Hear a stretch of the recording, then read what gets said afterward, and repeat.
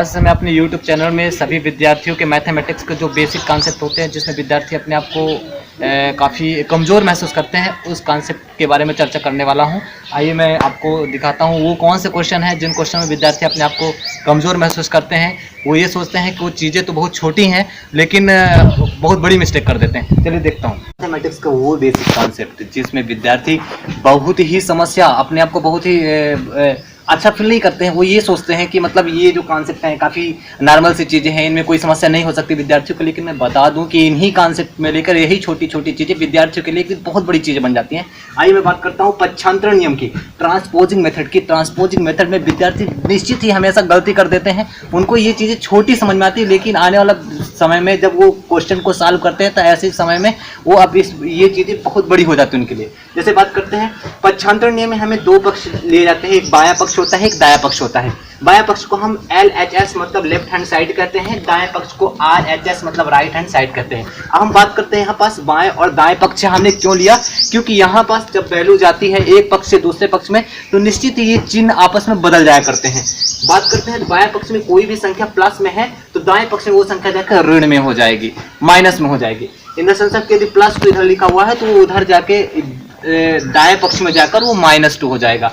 Same यही condition यदि यहाँ पास माइनस में वैल्यू लिखी हुई है, एक कोई वैल्यू लेफ्ट हैंड साइड में माइनस में लिखी हुई है वो राइट हैंड साइड में जाके प्लस में हो जाएगी।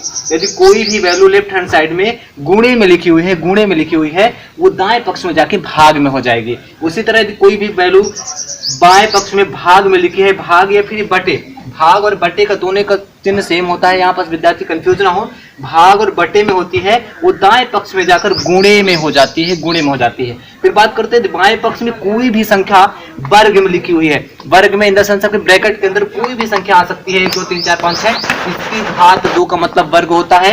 वर्ग में कोई संख्या लिखी हुई है वो दाएं पक्ष में राइट हैंड साइड में जाकर वो वर्गमूल में हो जाती है, इन द सेंस के अंडर रूट में हो जाती है। और अंडर रूट का मतलब होता है कि उस संख्या की टोटल घात का 1/2। अब बात करते हैं कोई भी संख्या बाएं पक्ष में यदि वर्गमूल में है, वर्गमूल इन द सेंस की ब्रैकेट में लिखी संख्या की घात का 1/2 तो राइट साइड में जाकर टोटल संख्या का वर्ग हो जाती है। अब मैं आपको बताना चाहूंगा ये तो ट्रांसपोजिंग मेथड की बात होती है। अब बात करते हैं हम चिन्हों के गुणा की। यहाँ पास विद्यार्थी भी कंफ्यूज जाते हैं, चाहे वो 6वीं क्लास के विद्यार्थी हो, चाहे वो किसी भी स्टैंडर्ड का विद्यार्थी हो। ये समस्याएं हर विद्यार्थियों के साथ कॉमन है।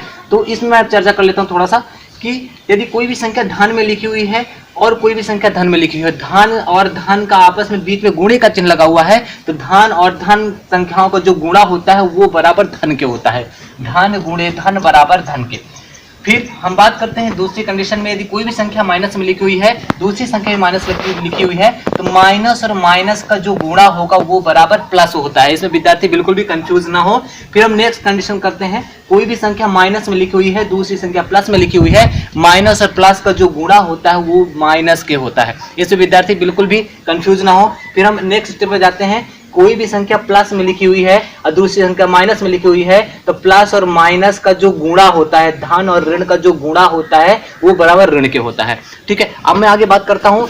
बहुत ये तो चलिए ठीक है, ये बहुत ही बेसिक कॉन्सेप्ट था, विद्यार्थियों से बनता ही होगा। लेकिन हम आगे बात करते हैं, जिसकी बात हम आगे करने जा रहे हैं बेहद ही इंपॉर्टेंट टॉपिक है, वो हर विद्यार्थियों के लिए ध्यान से देखें। घातांक नियम की बात करते हैं। घातांक नियम को हम एक्सपोनेंट पावर भी बोलते हैं, एक्सपोनेंट पावर बोलते हैं। एक्सपोनेंट पावर में बहुत सारी कंडीशंस होती हैं, 3-4 फार्मूले होते हैं, उनको हमें ध्यान में जाना जरूरी है। घातांक नियम पढ़ने से पहले हमें कुछ चीजों को ध्यान रखना जरूरी है। ये है यक्स की घात यम। यहाँ पास जो ये यक्स है इसे हम आधार बोलते हैं, अंग्रेजी में इसे हम बेस कहते हैं। और ये जो ऊपर लिखा हुआ है यम लिखा है ये घात होता है, इसे हम अंग्रेजी में पावर कहते हैं। हम बात करते हैं यहाँ पास इसके सूत्र की, तो यहाँ पास इसके सूत्र होते हैं यक्स की घात यम गुणे यक्स की घात यन बराबर यक्स की घात यम धन यन के। इसका मतलब कि यदि आधार बराबर है, यदि आधार यहाँ पास यक्स है, आधार बराबर है, घाते अलग अलग हैं तो ये एक आधार होकर घाते आपस में जुड़ जाएंगे। इससे रिलेटेड मैं आपको एग्जाम्पल देना चाहूंगा। जैसे सपोज करिए 15 की घात 7 गुणे 15 की घात 2 बराबर 15 की घात 7 धन 2 बराबर 15 की घात 9। क्यों? क्योंकि यहाँ हमने देखा कि आधार बराबर है तो घातें आपस में जुड़ जाएंगी, इसलिए 15 की घात 7 धन 2 बराबर 15 की घात 9। क्लियर है? हम अगले स्टेप की बात करते हैं, अगले फार्मूले की बात करते हैं इसी घातांक नियम में। अगला फार्मूला या फिर इसके एक आध दो और एग्जाम्पल हम देख लेते हैं। जैसे मान लीजिए है आपको घात में माइनस में दे दिया जाए, घात माइनस में दे दी जाए, तो ऐसे कंडीशन में लड़के कंफ्यूज होते हैं। कंफ्यूज होने की कोई भी जरूरत नहीं है। यहाँ पास 20 की घात -2 गुणे 20 की घात 4 बराबर, अब यहाँ पास हम ये देखेंगे कि आधार क्या बराबर है। जी बिल्कुल, आधार यहाँ पास देखिए 20 है, यहाँ भी 20 है, आधार बराबर है, तो घातें वही होंगी, घातें आपस में जुड़ जाएंगे। तो यहाँ पास हो जाएगा 20 की घात -2 धन 4, -2 धन 4। अब यहाँ पास वही कंडीशन, माइनस और धन 4, एक माइनस में एक धन में कोई संख्या लिखी होती है तो आपस में घट जाया करती है, लेकिन आंसर उस चिन्ह में आता है जो बड़ी संख्या के पहले चिन्ह लगा हुआ है। मैं फिर से निवेदन करना चाहूंगा आपसे, अब बताना चाहूंगा कि जब एक संख्या माइनस में दूसरी संख्या प्लस में लिखी हो तो ऐसे कंडीशन में दोनों आपस में घट जाते हैं, आंसर उस चिन्ह में आता है जो बड़ी संख्या के पहले लगा हुआ है। बड़ी संख्या 4 है, 4 के पहले प्लस का चिन्ह लगा हुआ है, इसलिए आंसर किस में आएगा? प्लस में आएगा, दोनों आपस में घट जाएंगी। तो 20 में यहाँ -2 + 4, 4 में 2 घटा दिए 2 आया, तो 20 की घात 2 आपका आंसर हो गया। इसी तरह हम बात करते हैं इसके अगले स्टेप की कि x घात m गुणे y की घात m बराबर x y की होल पावर m के। यहाँ पर देखिए ये x घात m गुणे x घात m था, यहाँ पर देखिए आधार बराबर थे, घातें अलग अलग थी, लेकिन यहाँ पास जस्ट आपको उल्टा दिखेगा। यहाँ पास आधार आपको अलग अलग बता दिया गया है और घातें एक कर दी गई है। जब आधार अलग अलग हो और घातें एक हो तो ये एक आधार आपस में गुणा होकर एक घात हो जाती है, मतलब x गुणे y बराबर की घात m हो जाएगा। इसका हम एग्जाम्पल देख लेते हैं। जैसे 13 की घात 2 गुणे 14 की घात 2 बराबर 13 गुणे 14 की घात 2, 14 गुणे 13 मतलब 182 घात 2 हो जाएगा। यहाँ पर देखिए आधार 13, यहाँ पास 14, दोनों अलग अलग आधार है। जब दोनों अलग अलग आधार हो, घात एक हो जाए तो ये दोनों आधार आपस में गुणा हो जाते हैं और ये घात एक हो जाती है। ये आपका आंसर हो जाएगा। इसके एग्जाम्पल आगे हम देख लेते हैं। स्टार्ट। चलिए ठीक है, हम बात करते हैं, हमें इसके पहले हमने ए बी पढ़ा, इसका एक और फार्मूला है।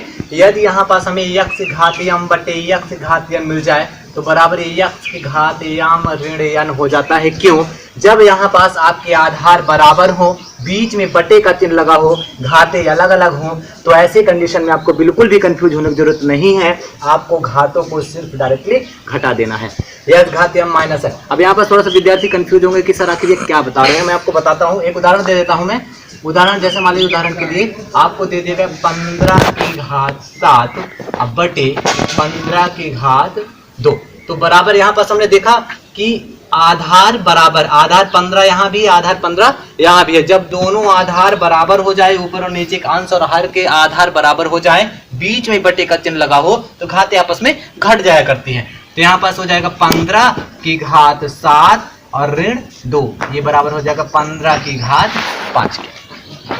क्लियर है? चलिए ठीक है, ऐसे बहुत सारे एग्जाम्पल, एक एग्जाम्पल और मैं इसका दे देता हूँ आपको भी। जैसे मान लीजिए आपको दिया गया है 3 की घात 7 बटे 3 की घात 9 के। अब यहाँ पास हम बात करते हैं, यहाँ पास मैं एक चीज और आपको समझाने की कोशिश करूंगा।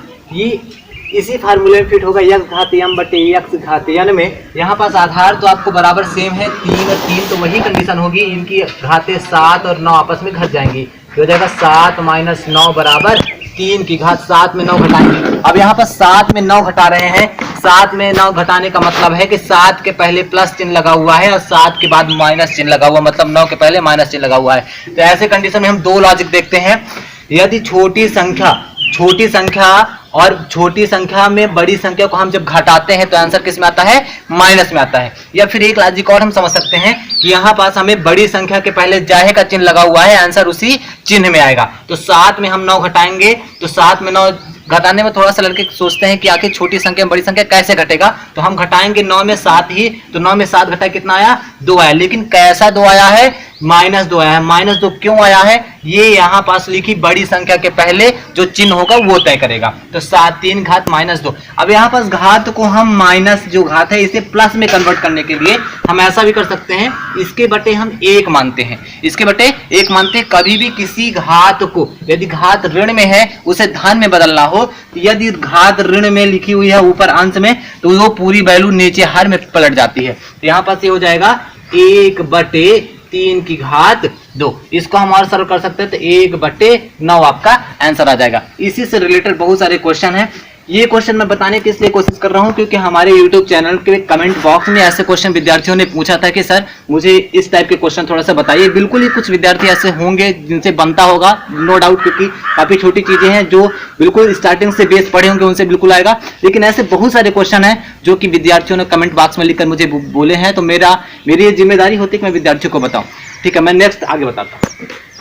चलिए ठीक है, कमेंट बॉक्स में जो क्वेश्चन आए थे कुछ इस प्रकार के क्वेश्चन थे, और इस प्रकार के क्वेश्चन जनरली आपको कंपटीशन में भी मिलेंगे। कंपटीशन में भी सॉल्व करने के लिए इस टाइप के क्वेश्चन आते हैं, तो वो कंपटीशन वाले विद्यार्थी भी दे सकते हैं। बाकी 5वीं क्लास से लेकर ग्रेजुएट लेवल तक के विद्यार्थी के लिए भी ये सब क्वेश्चन है, तो थोड़ा सा ध्यान से देखें। जैसे ये क्वेश्चन दिया हुआ है 2�3 × 4⁻2 × 8�3 बराबर क्वेश्चन मार्क के। क्वेश्चन मार्क का मतलब होता है कि इसको सॉल्व करने पर आगे क्या आएगा। चलिए ठीक है, हम हल की बात करते हैं। तो यहाँ पास एक बार जब हम हल करते हैं तो एक बार इसको हम लिखना जरूरी है।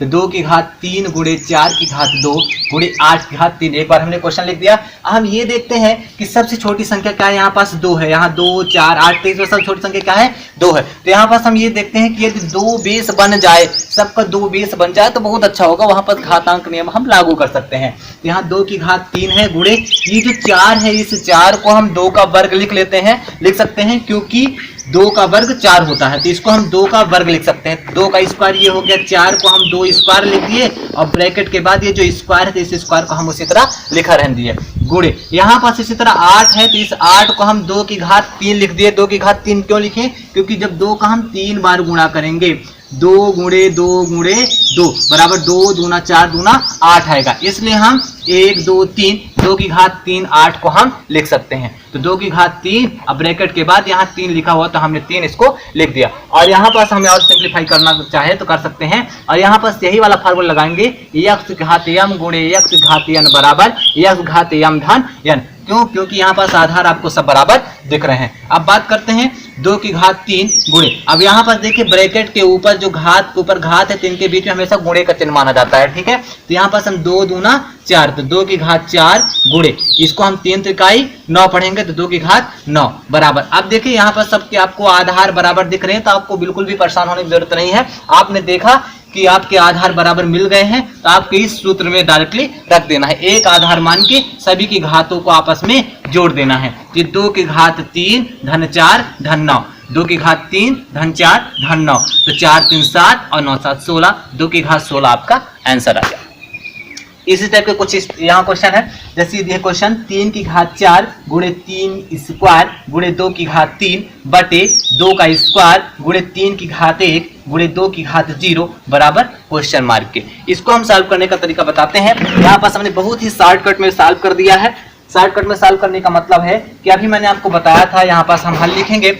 हल लिखने पे ये देखते हैं कि यहाँ पास 3 है, ये ऊपर 3 है, नीचे भी क्या कोई ऐसा है जिसका आधार 3 हो, तो बिल्कुल यहाँ पास हमें ऊपर 3�4 मिल रहा है और नीचे 3�1 मिल रहा है, एक ही आधार वाले मिल रहे हैं। तो जब अंश और हर में एक ही आधार की वैल्यू मिल जाए तो ये आपस में घट जाया करते हैं, इनके आधार आपस, इनकी घात आपस में घट जाती है। तो 3�4 माइनस 1 हो जाएगा, तो 3�4 माइनस 1 हो गया। अब हम बात करते हैं यहाँ पास 3 × 1 हो गया, लेकिन यहाँ पास एक चीज और देखिए कि यहाँ पास आपको 3 मिल रहा है, एक ही गुणे में मिल रहा है। तो जब गुणे में मिलता है तो घातें जो होती है आपस में जुड़ जाती हैं। तो 4 माइनस 1 ये हो जाएगा क्या? धन 2 हो जाएगा। गुणे यहाँ 2�3 है, 2�3 हम लिख दिए। अब ये 2�3 है। अब बटे में देखते हैं, बटे में 2 कुछ दिया हुआ है कि नहीं। तो यहाँ बिल्कुल ही बटे में 2 और गुणे 2 दिया हुआ है। तो ये जो बटे वाली संख्या है, बटे वाला जो घात है, ये आपस में ऊपर क्या होगी? घट जाएगी। तो 2�3 माइनस 2 और ये 0 है, तो ये माइनस 0 के यहाँ बटे कर दें। 3�4 में गए 3 और 3 धन 2, 3 धन 2 गुणे यहाँ 3 में 2 गए 1, 1 में 0 गए 1, तो 2�1। इसको हम लिख सकते हैं 3 2 5, 3�5 गुणे 2। ये आपका आंसर हो सकता है। यहाँ पास एक चीज और जान लीजिए, यदि किसी की घात 0 हो तो उसका मान 1 होता है। यहाँ पास आप 2�0 की जगह 1 भी रख सकते हैं। कुछ इस टाइप के क्वेश्चन भी विद्यार्थियों ने पूछा है, तो मैं बताना चाहता हूँ। मैं ये बेसिक चीज़ें इसलिए बता रहा हूँ, 1-2 क्लासेस में बेसिक चीज़ें बताऊंगा विद्यार्थियों को, उसके बाद मैं 10th और 9th की मैथ्स कंप्लीट करने की कोशिश करूंगा। पूरे और विद्यार्थी कंटिन्यू देखते रहें। फिलहाल इस टाइप के क्वेश्चन देखिए, इस टाइप के क्वेश्चन बड़े मजेदार होते हैं और विद्यार्थियों को काफी कंफ्यूज करने वाले होते हैं। विद्यार्थी बहुत कंफ्यूज हो जाते हैं, कारण ये यहाँ पर जब सर्ड्स लग जाती है, करनी लग जाती है और अंडर रूट लग जाते हैं, उनकी घात लग जाते हैं, तो विद्यार्थी जान नहीं पाते कि आखिर हम इनमें करें क्या। तो मैं आपको बताना चाहूंगा कि ये जो करनी में जो संख्या लिखी होती है, जो सर्ड्स होती है ना, ये इनके बटे में मानी जाती है, इसके किस में मानी जाती है, बटे में मानी जाती है। इसको हम एक बार हम क्वेश्चन लिखेंगे, ये करनी 3 8 की घात 9 और गुणे ये करनी 3 9 की घात 3 को, इसको हम ऐसे कर सकते हैं। इसको लिखने का तरीका कि ये 8 की घात 9 अब बटे इसको हम 3 लिखेंगे, इसका मतलब ये है। और गुणे इसको हम ऐसे लिख सकते हैं 9 की घात 3 और ये बटे 3 के। अब इसको हम सॉल्व करते हैं, 3 1 कम 3 3 त्रिकाई 9, ये बराबर हो जाएगा 8 की घात 3 और गुणे 3 से 3 कैंसिल और गुणे 9 के, यही आपका क्या हो जाएगा, आंसर हो जाएगा। ठीक है, हम बात करते हैं इस टाइप का क्वेश्चन, जैसे ये क्वेश्चन आपको दिया हुआ है तो बिल्कुल समझिएगा, थोड़ा सा काफी अच्छा क्वेश्चन है। आप बहुत ही नॉर्मल से शब्दों में आपको समझाना चाहूंगा, बिल्कुल समझ में आ जाएगा। नहीं समझ में आएगा तो मेरे माँ विद्या कोचिंग क्लासेस की यूट्यूब चैनल पे आप कमेंट बॉक्स में जितनी समस्याएं होंगी सबको साझा करें, डेफिनेटली मैं आपको पूरा उसका सोल्यूशन बताने की कोशिश करूंगा। अंडर रूट 81 बटे अंडर रूट 64 भागे 9 बटे 8 बराबर क्वेश्चन मार्क के। हम बात करते हैं यहाँ पर अंडर रूट 81, अंडर रूट 81 एक बार हम क्वेश्चन लिखेंगे, अंडर रूट 81 बटे अंडर रूट 64 अब भागे 9 बटे 8 के। इसके आगे की हम बात करते हैं, यदि हम आगे जाते हैं इंप्लाइज लगाने का मतलब कि स्टेप चेंजिंग का सिंबल है। 81 का वर्गमूल क्या होता है, 9 होता है, 9 बटे 64 का वर्गमूल क्या होता है, 8 होता है, भागे 9 बटे 8 के। अब यहाँ पर एक चीज जरूर याद रखिएगा कि जो 9 बटे 8 भागे 9 बटे 8 है तो विद्यार्थी कंफ्यूज होते हैं कि आप अब क्या करना है। तो ऐसी कंडीशन में बिल्कुल भी ध्यान देना, एक ट्रिक मैं आपको यहाँ ही बताना चाहूंगा, यहाँ बहुत ही सुंदर ट्रिक लगी हुई है। जब कभी यहाँ पास ऐसे कंडीशन आपको भाग दे दिया जाए, भाग दे दिया जाए, इसका मतलब लिखा हुआ है 9 बटे 8 अब बटे 9 बटे 8 के। इसका मतलब ये लिखा, बटे का बट्टा जब होता है तो ये ऊपर जाके गुणा हो जाता है और अंश का हर का अंश हो जाता है। ये कैब होता है ऐसे, जब ये भाग होता है तो भाग हमेशा गुणे में कन्वर्ट हो जाता है और जैसे ही गुणे में कन्वर्ट होता है तो अंश की वैल्यू हर में और हर की वैल्यू अंश में चले जाते हैं। तो इसको हम ऐसे लिख देंगे, ये हो जाएगा 9 बटे 8, ये भाग वाली जो वैल्यू है जो गुणे में चेंज हो गई तो गुणे ये हो जाएगा 8 बटे 9 के। 8 से 8 कैंसिल, 9 से 9 कैंसिल, ये आपका क्या आ गया, आंसर ए का। अभी आप जाइएगा नहीं, अब आप देखिए मैंने जितनी चीजें आपको पढ़ाई है, मैं ये जानना चाहता हूं कि कौन से विद्यार्थी ऐसे जो सक्रिय हैं, जो सक्रिय रूप से क्वेश्चन को समझ रहे हैं और क्वेश्चन को सॉर्ट आउट कर रहे हैं। क्वेश्चन के सोल्यूशन मैं यहाँ पास कुछ क्वेश्चन दिया हूं, आप अपने कमेंट बॉक्स में इनके आंसर भेजें और मैं ये देखना चाहता हूं कि विद्यार्थी किस तरह से हमारे क्वेश्चन को समझ रहे हैं, उन्हें क्या समस्या आ रही है और जो सोल्यूशन में समस्या आ रही है उसको मैं बिल्कुल भी सॉर्ट आउट करने की कोशिश करूंगा, बिल्कुल कोशिश करूंगा, बट आप सक्रिय रहिए, ठीक है। और मेरे YouTube चैनल को सब्सक्राइब करें और ज्यादा से ज्यादा पर डे का वीडियो हमारा देखें।